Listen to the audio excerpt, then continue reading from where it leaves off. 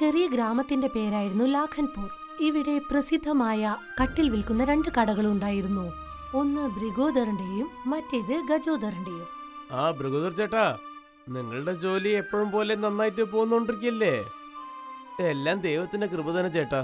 പിന്നെ എൻ്റെ അടുത്ത് കുറച്ച് കളയുണ്ട്. ആ അനുഗ്രഹം എൻ്റെ അടുത്തുണ്ടെങ്കിൽ എനിക്ക് നന്നായിട്ടുണ്ടാവും. പിന്നെ നിങ്ങളുടെ കട്ടിൽ മാത്രം കുറച്ച് വില കൂടിയിട്ടാണ് പോകുന്നത്. എടാ ഗജോദർ, നിന്റെ കച്ചവടം വളരെ നന്നായിട്ടല്ലേ പോയിക്കൊണ്ടിരിക്കുന്നത്. അത് നിങ്ങൾ പറഞ്ഞാലും ശരി തന്നെയാണ്.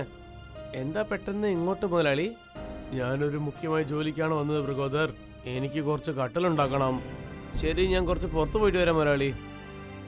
ഇത്രയും പറഞ്ഞുകൊണ്ട് ഗജോദർ തന്റെ കടയെ ലക്ഷ്യമാക്കി നടന്നു.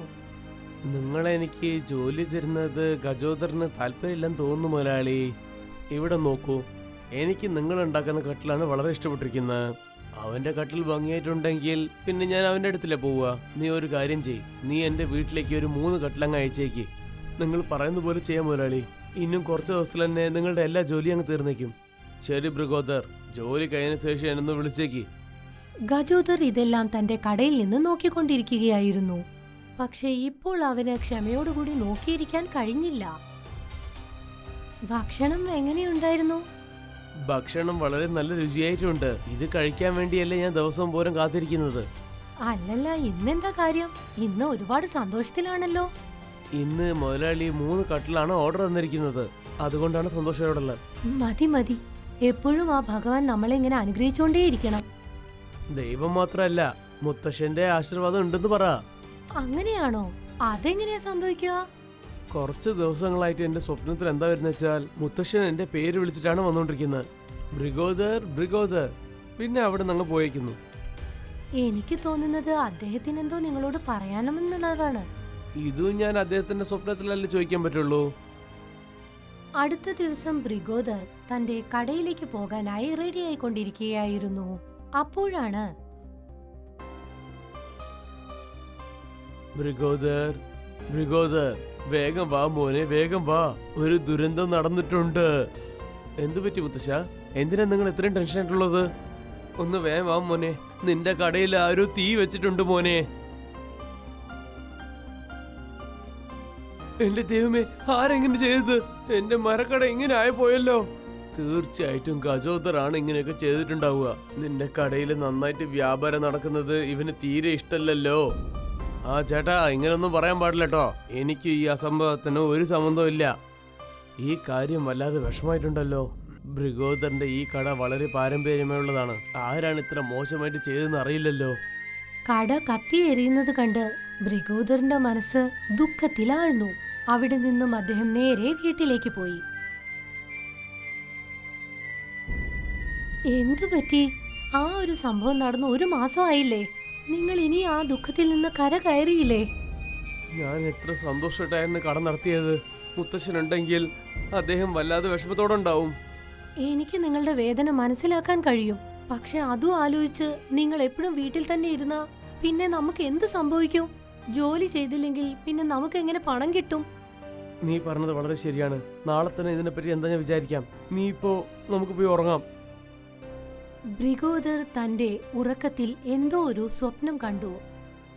ബ്രിഗോദർ, നീ ഇന്നും എത്ര നേരമായിട്ട് ഇങ്ങനെ കിടന്ന് ഉറങ്ങാൻ പോകുന്നത്? മുത്തശ്ശ, നിങ്ങളാണോ?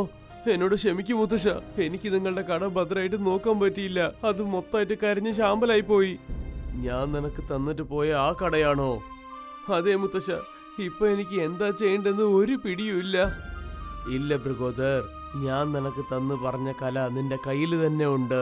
കട വേണമെങ്കിൽ എറിഞ്ഞിട്ട് പോവാം, പക്ഷെ നിന്റെ കല എറിഞ്ഞിട്ടില്ലല്ലോ. എന്നാ നിങ്ങൾ തന്നെ പറയൂ, ഞാനിപ്പോൾ എന്താണ് ചെയ്യേണ്ടത്? എനിക്ക് എന്തെങ്കിലും ഒരു വഴി കാണിച്ചു തരൂ. ശരി മോനെ, ഞാൻ തന്നെ നിനക്ക് പറഞ്ഞു തരാം. നമ്മുടെ കുടുംബത്തിന് ഒരു വരമുണ്ടായിരുന്നു. ഈ വരം വന്നിട്ട് ഓരോരോ തലമുറയിൽ ആർക്കെങ്കിലും കിട്ടും. അത് എന്താണ് വരം മുത്തശ്ശ? കട്ടിൽ വണ്ടി വരം. അതായത് നീ കട്ടിൽ ചക്കരം ഉണ്ടാക്കിയാൽ അത് ഒരു കട്ടിൽ വണ്ടിയായിട്ട് മാറും. ശരി മോനെ, ഞാൻ പിന്നെ വരാം. ചേടാ, ഇതെന്ത് സ്വപ്നാണ്? കട്ടിൽ വണ്ടിയോ? ബ്രിഗോദർ മുത്തച്ഛൻ പറഞ്ഞത് മനസ്സിൽ തന്നെ വച്ചു. കട്ടിൽ വണ്ടി ഉണ്ടാക്കാൻ വേണ്ടി കാട്ടിൽ നിന്ന് മരക്കഷ്ണങ്ങൾ വെട്ടിക്കൊണ്ടുവന്നു. എന്താ കാര്യം ബ്രിഗോദർ? ഒരു മാസം കഴിഞ്ഞ ശേഷം ഇപ്പോഴാണല്ലോ നിന്നെ കാണാൻ പറ്റുന്നത്. അതെ ചേട്ടാ, എത്ര ദിവസം അങ്ങനെ വീട്ടിൽ തന്നെ വെറുതെ ഇരിക്കുക. ഈ മരമൊക്കെ എന്തിനാണ്? നീ എന്താ വീണ്ടും കട തുറക്കാൻ പോവുകയാണോ? നിങ്ങൾ തന്നെ കണ്ടു ചേട്ടാ, എനിക്കിപ്പോ പുതിയ ആലോചന ഉണ്ട്. നോക്കാലോ നിന്റെ പുതിയ ആലോചന എന്താണെന്ന്. ചെയ്തു കഴിഞ്ഞു, ഇപ്പൊ ഇത് ഓട്ടി നോക്കാം. ബ്രിഗോദറിന്റെ കട്ടിൽ വണ്ടി ഓടാൻ തുടങ്ങി. ഗ്രാമം മുഴുവൻ അത് നോക്കിക്കൊണ്ടേയിരുന്നു. ഗജോദറിന് തന്റെ ദേഷ്യം അടക്കാൻ കഴിഞ്ഞില്ല. ശരിക്കും നിങ്ങൾ വളരെ നല്ലൊരു കാര്യ ചെയ്തത്. ഇന്നലെ മുതൽ ഗ്രാമം മുഴുവൻ ഇതിനെ പറ്റിയാ സംസാരിച്ചുകൊണ്ടിരിക്കുന്നത്. അതെ, മുത്തശ്ശനാണ് എന്റെ സ്വപ്നത്തിൽ വന്ന് ഇത് പറഞ്ഞിട്ട് പോയത്. എനിക്കൊരു വരവുണ്ടെന്ന് പറഞ്ഞു. അതായത് കട്ടലിൽ ഞാൻ ചക്കരം ചേർത്താൽ അത് കട്ടൽ ചക്കര വണ്ടിയായിട്ട് മാറും. ഇതുപോലെ തന്നെ ഭഗവാന്റെ കരുണ നമ്മുടെ മേൽ എപ്പോഴും ഉണ്ടായിരിക്കണം, അല്ലേ? അതെ, അദ്ദേഹത്തിന് അനുഗ്രഹം തീർച്ചയായും ഉണ്ടാവും. ഇനി ഈ കട്ടൽ വണ്ടി കൊണ്ടാണ് നമ്മുടെ കച്ചവടം നടക്കുക. എന്താ മോനെ ബ്രിഗോദർ? വരും മുതലാളി. എന്താ ഇങ്ങോട്ട് വന്നിരിക്കുന്നത്? നീ എന്തോ പുതിയതായിട്ട് ഉണ്ടാക്കിയെന്ന് ഞാൻ കേട്ടിട്ടുണ്ട്. ഇന്നലെ നീ ആ കട്ടൽ വണ്ടി ഉണ്ടാക്കിയതിനു ശേഷം അതിനെപ്പറ്റി സംസാരിച്ചിട്ട് പോവാന്ന് വിചാരിച്ചു. എന്താണ് കാര്യം മുതലാളി, പറയൂ. അത് എന്താ കാര്യം എന്ന് വെച്ചാൽ എനിക്കും ഇതേപോലെ ഒരു കട്ടിൽ വണ്ടി വേണം. നിനക്ക് എത്ര പണം വേണോ അത്ര പണം എൻ്റെ അടുത്ത് വാങ്ങിച്ചോളൂ.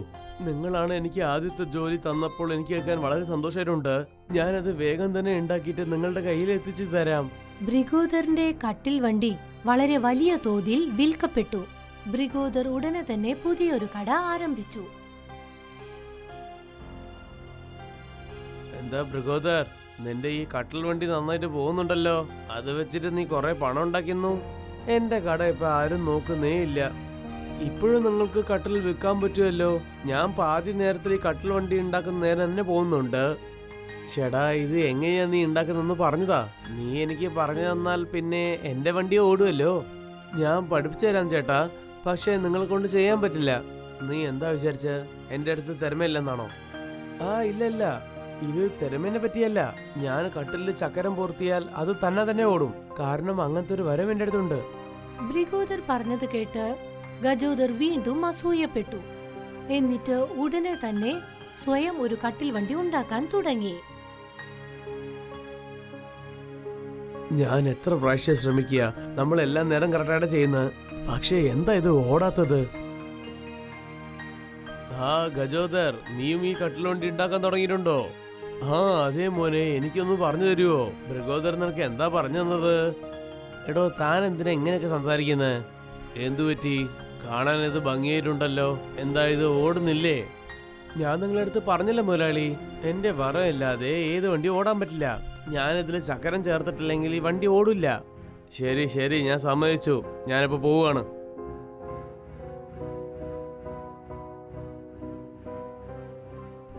ഇവന് നീ വ്യാപാരം ചെയ്യുന്നത് തീരെ താല്പര്യമില്ലെന്നാണ് തോന്നുന്നത്.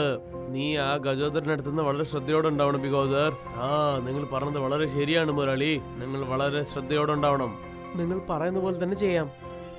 ബ്രിഗോദർ, എനിക്ക് കുറച്ച് നിന്റെ അടുത്ത് ജോലി വേണം. പറയൂ മുരളി, ഞാൻ എന്താ ചെയ്യേണ്ടത്? അതായത് കാര്യം എന്താണെന്ന് വെച്ചാൽ വൈദ്യരുടെ വീട് ഈ ഗ്രാമത്തിൽ നിന്ന് പുറത്താണുള്ളത്. ഞാൻ എന്താ വിചാരിക്കുന്ന വെച്ചാൽ നീ ഒരു 10 കട്ടിൽ വണ്ടി ഉണ്ടാക്കിയാൽ ആർക്കെങ്കിലും എന്തെങ്കിലും എമർജൻസി ഉണ്ടായാലോ ഇല്ലെങ്കിൽ സുഖമില്ലാതെ ഉണ്ടായാൽ പിന്നെ അവര് വളരെ നിമ്മതിയോടെ പോകാൻ പറ്റില്ലോ. ഞാൻ തീർച്ചയായിട്ടും ചെയ്യാൻ മുതലാളി. ഞാൻ എന്തായാലും ശ്രമിക്കാം. ഇതാ ഈ പണം വാങ്ങിച്ചോളൂ. ബാക്കിയുള്ള പണം നീ തീർത്തതിന് ശേഷം തന്നേക്കാം. ഇന്ന് വളരെ സന്തോഷമായ നാളാണ്. മുതലാളി 10 കട്ടിൽ വണ്ടി ഉണ്ടാക്കാൻ വേണ്ടി ഓർഡർ തന്നിട്ടുണ്ട്. ഇത് ശരിക്കും സന്തോഷമുള്ള ഒരു കാര്യമാണ്. പക്ഷേ നിങ്ങളുടെ മുഖത്തെന്താ ഇത്ര വലിയൊരു സംശയം? നിന്റെ അടുത്ത് ഞാൻ പറയാതിരിക്കാൻ പറ്റുമോ? ഗജോദരനെ വിചാരിച്ചാലാണ് എനിക്ക് പേടിയാവുന്നത്. ആ മുത്തശ്ശൻ എന്താ പറഞ്ഞ വെച്ചാൽ നമ്മുടെ കട കത്തിച്ചത് അവനാണെന്ന്. അപ്പോൾ ഗ്രാമമുഖ്യൻ ഇതുവരെ എന്താ ഒന്നും ചെയ്യാതിരുന്നത്? അവൻ കത്തിച്ചത് വേറെ ആരും കണ്ടിട്ടില്ലല്ലോ. ഈ കാര്യങ്ങളൊക്കെ എനിക്കും മുത്തശ്ശന് മാത്രമേ അറിയുള്ളൂ. കാരണം ഈ കാര്യം ഗ്രാമത്തിലെ വേറെ ആരും ചെയ്യില്ലെന്ന് എനിക്കറിയാം. പക്ഷെ അസൂയപ്പെട്ട് ഇങ്ങനെയൊന്നും ചെയ്യേണ്ട ഒരു കാര്യവും ഇല്ലായിരുന്നല്ലോ. ഞാൻ ഇതുവരെ അവന്റെ അടുത്ത് ഒന്നും പറഞ്ഞിട്ടില്ല. പക്ഷെ അവന്റെ ദേഷ്യം പോയിട്ടേ ഇല്ല. അതും ആ പാരമ്പര്യ കട കത്തിച്ചതിന് ശേഷം കൂടെ ഞാൻ ക്ഷമിച്ചല്ലോ. പക്ഷെ ശരിക്കും അയാൾ ഇത് ചെയ്തിട്ടുണ്ടെങ്കിൽ ഈ കാര്യങ്ങൾ നിങ്ങൾ എല്ലാവരെയും അറിയിക്കണം. പറഞ്ഞത് വളരെ ശരിയാണ്. വേറെ ഒരു വഴിയുണ്ട്. നാളെ പോയിട്ട് മുതലാളി കണ്ടിട്ട് ഒരു വഴി പറയാനുണ്ട്. മുതലാളി, ഒരു മുഖ്യമായ ജോലിക്കാ വന്നത്. പറയൂ ബ്രിഗോദർ, എന്താണ് കാര്യം? നിങ്ങൾക്ക് എന്നെ അറിയാലോ, എൻ്റെ കട കത്തിപ്പോയല്ലോ. പിന്നെ ഗജോദറാണ് ചെയ്തിട്ടുണ്ടാവുന്ന എനിക്കൊരു സംശയമുണ്ട്. സംശയം ഞങ്ങളെ എല്ലാവർക്കും ഉണ്ട്. പക്ഷെ നമ്മളെ കൊണ്ട് എന്ത് ചെയ്യാൻ പറ്റും? അവൻ്റെ അത്യാഗ്രഹം കൊണ്ട് അവൻ ഇത്രയും വലിയ കാര്യം ചെയ്തിട്ടുണ്ടല്ലോ. ഇതിനു മേലെ അദ്ദേഹം ചെയ്യല്ലോ. താൻ ഇങ്ങനെ ഒരു തെറ്റ് ചെയ്തിട്ടുണ്ടെന്ന് താൻ കുറച്ചും പോലും വിചാരിക്കുന്നില്ലല്ലോ. നീ പറഞ്ഞത് വളരെ ശരിയാണ് ബ്രിഗോദർ. നിങ്ങൾക്ക് സമ്മതമാണെങ്കിൽ ഞാനൊരു കാര്യം പറഞ്ഞോട്ടെ. എന്താണ് ഐഡിയ? നമ്മൾ ഗജോദരനെ കയ്യും കളവായിട്ട് പിടിക്കണം. അതിനുവേണ്ടി നിങ്ങൾ ആ മുത്തശ്ശനടുത്ത് ഈ കാര്യമൊക്കെ പറയാൻ പറയൂ.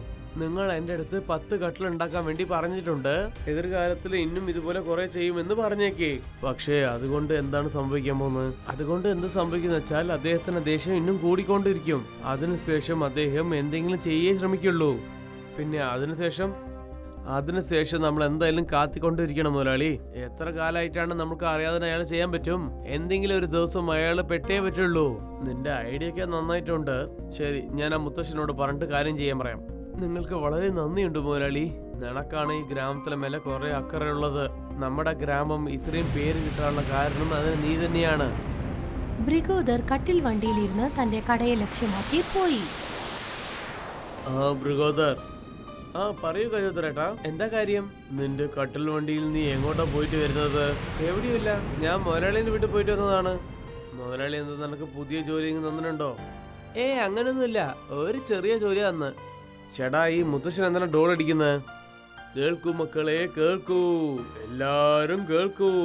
നമ്മുടെ ഗ്രാമത്തിന് നല്ല പേര് കൊടുത്ത ബ്രിഗോദറിന് മുതലാളി 10 കട്ടിൽ ഉണ്ടാക്കാൻ വേണ്ടി ഓർഡർ കൊടുത്തിട്ടുണ്ട്. ആർക്കൊക്കെ ആ വണ്ടി ഉപയോഗിക്കണോ എന്നാൽ നിങ്ങൾ മുതലാളി പോയി കണ്ടോളൂ. നീയല്ലേ പറഞ്ഞത് നിനക്ക് ചെറിയ ജോലിയാണ് വന്നിരിക്കുന്നത്? അതെ, 10 കട്ടിലൊക്കെ ഉണ്ടാക്കുന്നത് ഇപ്പൊ നിനക്ക് ചെറിയ ജോലിയായല്ലോ. ഇല്ല ഗജോദർ ചേട്ടാ, അങ്ങനെയൊന്നല്ല. 10 കട്ടിൽ വണ്ടി ഉണ്ടാക്കുന്നതൊക്കെ ഇവനിപ്പോ ചെറിയ ജോലി ആയല്ലേ. ഇന്നും കുറച്ചു നേരം പോട്ടെ, പിന്നെ നോക്കാം നമുക്ക് അവന് വരമാണോ ഇല്ല ശാപമാണോ എന്ന്. ഗജോദർ വളരെയധികം അസൂയാലുവായി. ആ കട്ടിൽ വണ്ടി എങ്ങനെ ചെയ്യണമെന്ന് അറിയാൻ അവൻ വളരെയധികം ആഗ്രഹിച്ചു. കുറെ കാലങ്ങൾ കടന്നുപോയല്ലോ, പക്ഷെ അവനാണെങ്കിൽ ഒന്നും ചെയ്യാതെയാണല്ലോ ഇരിക്കുന്നത്. എനിക്കും അത് തന്നെയാണ് മനസ്സിലാക്കാൻ പറ്റാത്തത്. നിനക്ക് എന്തെങ്കിലും കാര്യം മനസ്സിലാവുന്നുണ്ടോ ബ്രിഗോദർ? മുത്തശ്ശ, എനിക്ക് നന്നായിട്ട് അറിയാം. ഇതിനു മുമ്പ് തന്നെ എൻ്റെ അടുത്ത് ഗജോദർ വന്നിട്ട് ഈ വണ്ടി ഉണ്ടാക്കണം ചോദിച്ചിരുന്നു. പക്ഷേ അത് അവന് ചെയ്യാൻ പറ്റില്ല എന്ന് പറഞ്ഞിട്ടല്ലേ അവൻ പോയത്. ഇനി അവന് പഠിക്കാൻ അവിടെ എന്താണ് ഉള്ളത്? മുതലാളി, അദ്ദേഹം ഇത് വരമാണെന്ന് നോക്കുകയാണ്.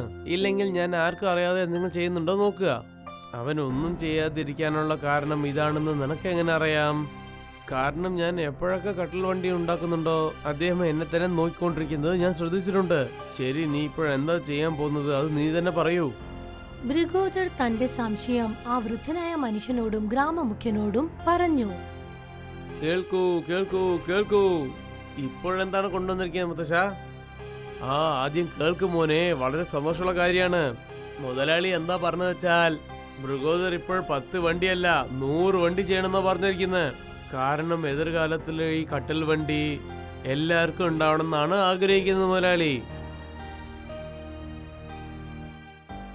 ഇനി എനിക്ക് ജോലിയിൽ നിന്ന് വിശ്രമം കിട്ടില്ലെന്നാണ് തോന്നുന്നത് ഗജോദർ. നിനക്കിപ്പോ കുറെ പണം കിട്ടുന്നുണ്ടല്ലോ, നീ സന്തോഷമായിട്ടിരിക്കേ. എവിടെ സംഭവിച്ചാലും ശരി, നിനക്ക് മാത്രം നല്ലോണം ജോലി കിട്ടുന്നുണ്ട്. എനിക്ക് അങ്ങനെയാണ് തോന്നുന്നത്. ആശംസകൾ ബ്രിഗോദർ. എല്ലാവരും അവനെ വാഴ്ത്തിപ്പാടുന്നത് കണ്ട് ഗജോദർ തന്റെ കള്ളച്ചിരിയോടുകൂടി അവിടെ നിന്നും പോയി. ഇന്ന് തന്നെ ഇവനെ മൊത്തമായിട്ട് നശിപ്പിച്ചേ പറ്റുള്ളൂ. ഈ പ്രാവശ്യം ഞാൻ ചെയ്യുന്നത് കൊണ്ടിട്ട് അവൻ ഇനി എണീക്കാനേ പാടില്ല. ഗജോദർ പെട്ടു മുതലാളി. ഒന്ന് കാത്തിരിക്കൂ, അവനൊന്ന് കുറച്ച് തീ വെക്കട്ടെ. നേരത്തെ നമുക്ക് അവനെ പോയി പിടിക്കാം. അതെ, ഇല്ലെങ്കിൽ വെറുതെ കാണാൻ വന്നെന്ന് പറഞ്ഞ് ഓടിക്കളയും. ഗജോദർ കട്ടിലിന് തീ വെച്ചു. പക്ഷെ ആ തീ തന്റെ ശരീരത്തിലേക്കും പടർന്നു. ഗജോദർ തറയിലേക്ക് മറിഞ്ഞു വീണ് വിറയ്ക്കാൻ തുടങ്ങി. വൃദ്ധനായ മനുഷ്യൻ അവന്റെ മേലേക്ക് വെള്ളമൂറ്റി തീ കെടുത്തി. എന്തിനാ ഗജോദർ ഇങ്ങനൊക്കെ ചെയ്യുന്നുണ്ടോ? നിനക്ക് എന്താ കിട്ടാൻ പോന്ന്? എന്നോട് ക്ഷമിക്കും ബ്രിഗോദർ, ഈ കാര്യം നിങ്ങൾ ആരടുത്തും പറയാൻ പാടില്ല. ഇല്ലെങ്കിൽ എന്റെ കൊച്ചും ഭാര്യ എന്ത് വിചാരിക്കും? ഈ കാര്യങ്ങളൊക്കെ നീ ഇത് ചെയ്യുന്ന മുമ്പ് അങ്ങ് ആലോചിക്കണം. എന്നോട് ക്ഷമിക്കും ബ്രിഗോദർ. നീ എങ്ങനെ പറയുന്നു അതുപോലെ തന്നെ ഞാൻ ചെയ്തേക്കാം. എന്നെ ആരും കാണുന്നില്ല, എന്റെ ജോലി ആരും എടുക്കുന്നുമില്ല. എല്ലാ സമയത്തും നിനക്ക് മാത്രമാണ് ജോലിയും കിട്ടുന്നത്. ശരി, അങ്ങനെ വെച്ചാൽ നീ എന്റെ കൂടെ ജോലി ചെയ്യൂ. എന്തിനാ മോനെ ഇങ്ങനെയൊക്കെ പറയുന്നത്? നാളെ ഇവനെ പഞ്ചായത്തിൽ നമ്മൾ ശിക്ഷിക്കണ്ടേ? ഇല്ല മുത്തശ്ശ, ഇന്ന് തൊട്ട് ഗജോദർ എന്റെ കൂടെയാണ് ജോലി ചെയ്യേണ്ടത്. ഇവൻ കട്ടിലുണ്ടാക്കാൻ വേണ്ടി എന്നെ സഹായിക്കും. പിന്നെ എന്റെ വരം വെച്ചിട്ട് ഞാൻ അതിൽ ചക്രം ഉണ്ടാക്കും. പിന്നെ അതിൽ ഞാൻ കട്ടിൽ വണ്ടിയാക്കും. നിനക്ക് വളരെ വളരെ നന്ദിയുണ്ട് ബ്രിഗോദർ. അന്നു മുതൽ ലാഖൻപൂരിൽ കട്ടിൽ വണ്ടിയുടെ കട ബ്രിഗോദറും ഗജോദറും ചേർന്നാണ് നടത്തിക്കൊണ്ടുപോയത്. രണ്ടുപേരും ചേർന്ന് ആ ഗ്രാമത്തിന്റെ പേര് പ്രസിദ്ധിയിലേക്ക് ഉയർത്തി.